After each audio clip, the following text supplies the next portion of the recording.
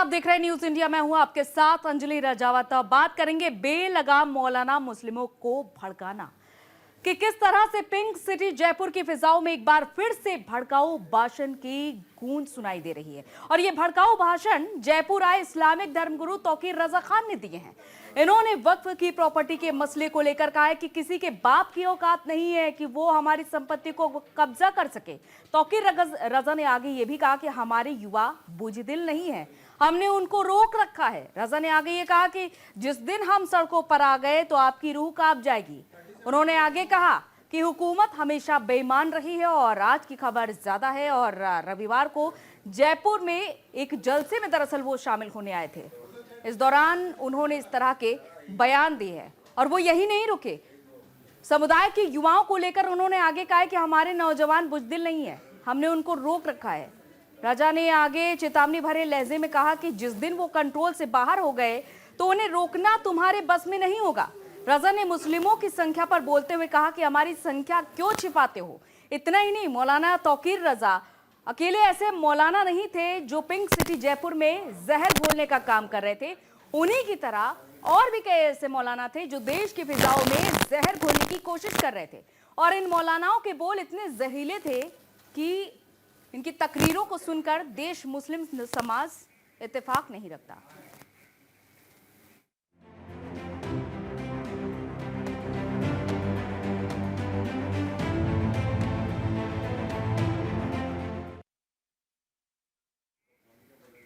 और इसके बाद कांग्रेस के सांसद इमरान मसूद ने कहा है कि देश के अंदर मुस्लिमों को दबाया जा रहा है, मुस्लिमों पर लगातार हमला किया जा रहा है।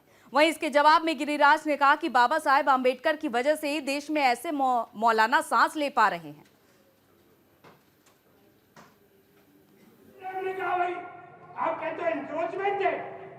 अरे एनक्रोचमेंट तो आपने किया है। ये मस्जिद तो राय सिनागॉग की मस्जिद थी।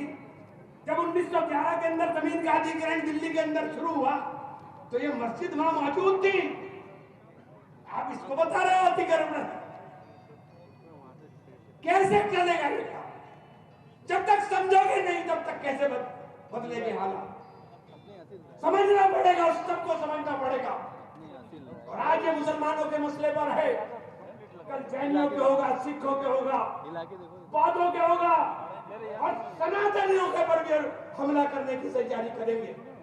क्योंकि इन लोगों को धर्म से मतलब नहीं, इन्हें जायदादों से मतलब है। ये तमाम तर जायदादें जो बड़े बड़े मठों की, बड़े बड़े मंदिरों की हैं। देखिए, ओवैसी बोलते हैं जब तक ये रहेगा तो ये रहेगा, मोदी जी ने ये किया है। मैं पूछना चाहता हूं ओवैसी साहब, आपको ये परिभाषा भी याद रहनी चाहिए, जब तक इस देश में सावरकर का बलिदान की सोच रहेगी तब तक जिन्ना की सोच मरी रहेगी। नहीं तो अगर आज अंबेडकर का कथन जिंदा है, इसलिए तौकीर रजा और ओवैसी जैसे लोग हैं। अंबेडकर साहब ने कहा था कि बंटवारा अगर होना है तो टोटल पॉपुलेशन, वो नहीं कांग्रेस ने माना, नहीं नेहरू ने माना। इसीलिए मैं कह रहा हूं कि अगर अंबेडकर का कथन जिंदा है तो तौकीर रजा और ओवैसी जैसे लोग अनरेस्ट पैदा कर रहे हैं। और अपने बयानों को लेकर चर्चा में रहने वाले कांग्रेस के सांसद इमरान मसूद ने कहा कि केंद्र की मोदी सरकार देश के वक्फ की संपत्तियां छीन रही है। तो वहीं केंद्रीय मंत्री गिरिराज सिंह ने कहा कि ऐसे लोग देश को बांटने का काम कर रहे हैं। गिरिराज सिंह ने आगे कहा कि हमें देश के अंदर मुगलों के वंशज नहीं चाहिए। एक 80 साल के दादा के बुजुर्ग को मारते हो। अच्छा, नुपुर शर्मा से लेकर इस लेफ्टिनेंट तक इन्होंने हुजूर की शान में गुस्ताखी की और आज तक ये अरेस्ट नहीं हुए। और हमारे बच्चे जरा सी बात करते तो उनको यूएपीए में बंद कर दिया और 5-5 साल उनकी जमानत नहीं होती है। ये जुल्म नहीं है तो क्या है? ये सितम नहीं है तो क्या है? मुझे आप बताइए ना। बुलडोजर 1967 में पहला बुलडोजर गजा में चला था। ये इसराइली मैकेनिज्म को दोहरा रहा है। तो ये भी देख लें, पूरी दुनिया की ताकत है एक तरफ, साल भर से ज्यादा हो गया, फाका कशी करके हर तरह की ताकत करके ये बता दिया कि दुनिया के सब में सूरमा कौन मुसलमान है कि नहीं? है कि नहीं? बुज़दिली हराम मानता हूं मैं इस्लाम में। क्या मानता हूं? 22,000 का लश्कर था यजीद का, 72 करबला में थे। यजीद था और हुसैन है।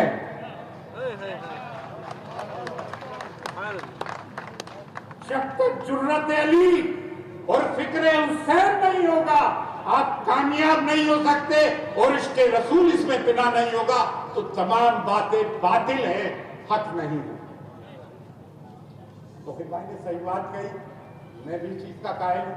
जब तक के नामों से रसूल के कायल नहीं होगा। आप तो एक बहुत छोटी सी एक बात बता दो, ये जो लोग कह रहा है कि भाई उसके पास जाओ, क्या कहते हैं, नीतीश के पास, फलाह के पास, ठिकाने के पास, ठीक है सियासी तौर पे, लेकिन मैं तो उससे बढ़ के एक बात कहता हूं, दम में दम अपना दम, दम में दम अपना दम। मैं तो कुछ और बात कहूंगा, सरफरोशी की तमन्ना अब हमारे दिल में है। देखना है जोर कितना बाजुए कातिल में है। तुम एक ईंट तो हिला के देखो फसाद की, अगर आप सड़कों में नहीं आ रहे तो आपसे बोलना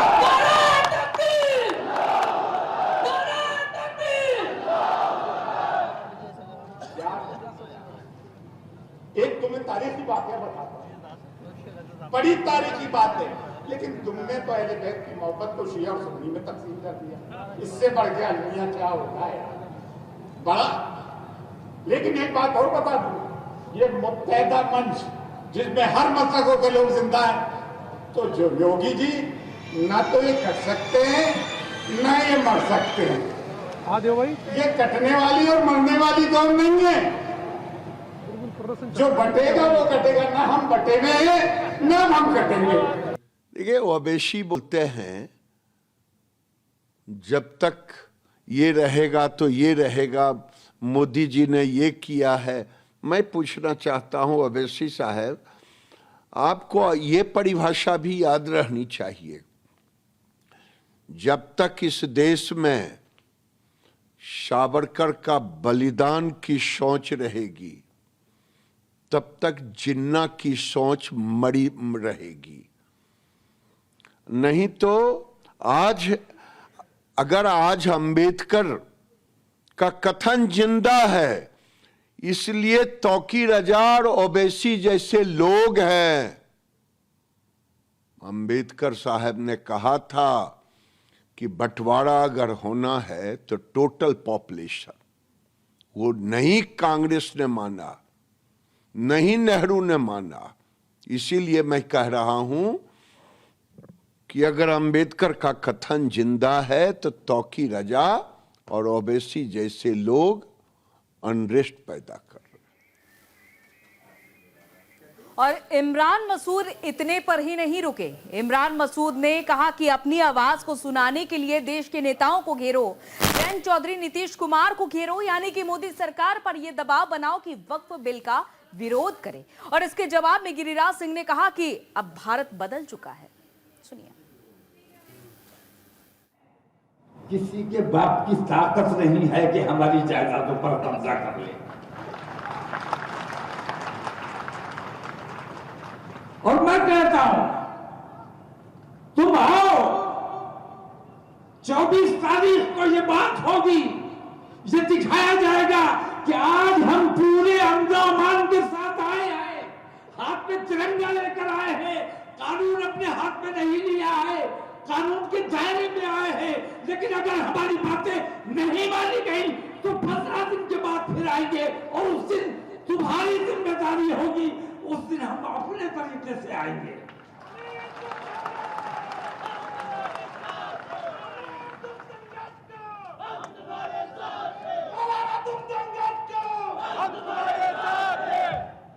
तो जरूरत इस बात की है कि ये छोटे छोटे जो इजलास हो रहे हैं, मुकामी तौर पर जो इजलास हो रहे हैं ये भी बेदारी के लिए बेहद जरूरी है, लेकिन एक इज्तिमाई जलसा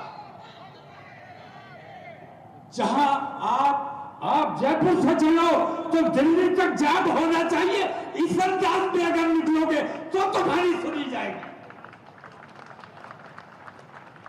ये ऐसी तादाद में निकलो, तुम दिखाओ कि हमारी तादाद को छुपाते हो।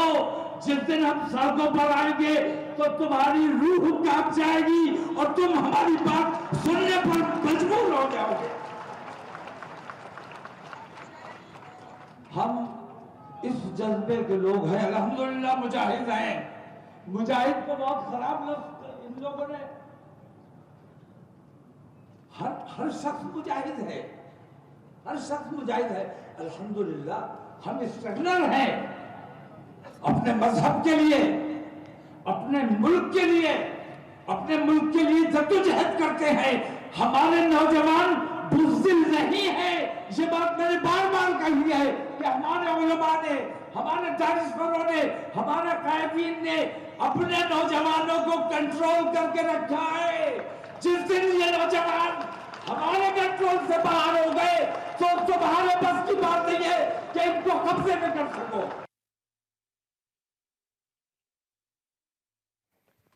तो जैसा कि आपने सुना यहाँ पर इमरान मसूद का इस तरह का बयान, क्योंकि एक के बाद एक भड़काऊ बयान यहाँ पर दिए जा रहे हैं। और अब पहले हमने तौकीर रजा का आपको बयान सुनाया, जो हमेशा अपने नफरती बयान के लिए ही जाने जाते हैं, और इमरान मसूद का ये बयान, यानी कि जयपुर में एक के बाद एक नफरती बयान दिए गए हैं और किस तरह समाज को बांटने की कोशिश की जा रही है। एक तरफ ये कहा जाता है विपक्ष की ओर से कि समाज को साथ लेकर के चलते हैं, सेकुलर हैं, लेकिन दूसरी तरफ मौलाना एक के बाद एक इस तरह के बयान दे रहे हैं।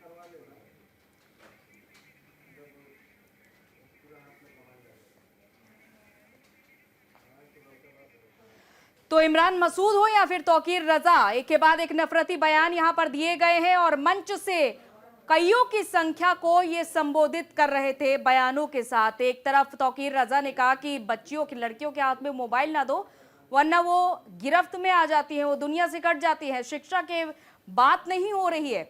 लेकिन दूसरी तरफ ये कहा जा रहा है कि हम अपने युवाओं को रोके हुए हैं, हमारे युवा बुजदिल नहीं हैं।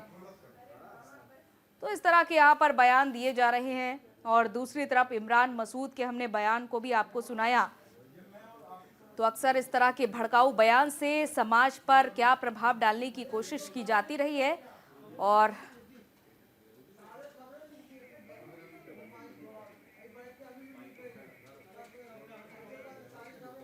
तो आखिर क्या यहाँ पर कोशिश की जा रही है? क्या वाकई में मुस्लिमों को भड़काना ही एकमात्र मकसद बन गया है, या फिर यहाँ पर शिक्षा और तमाम आगे की नीतियों की, विकास की, अर्थव्यवस्था की भी बातें सिखाई जाएंगी इन तमाम मंचों से? ये बड़ा सवाल बना हुआ है।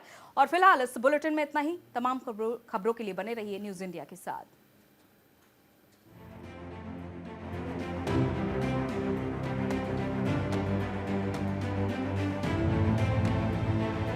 लाडकी